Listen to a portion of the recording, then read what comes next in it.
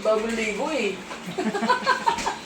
Sabi po kasi 10:30 eh. Ilan ba yung ano ng pare? Meron pa yatang bibindisyonan eh, no? Oo, busy si father.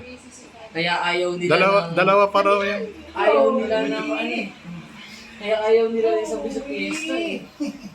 Kasi sa piyesta may binyag pa eh. Oo.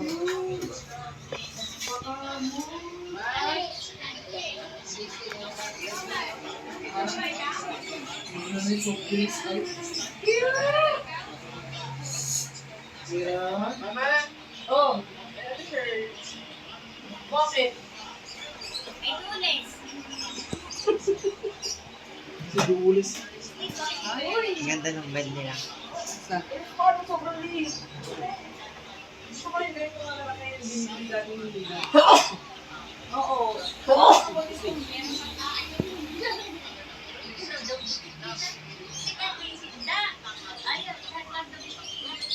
Oo nga.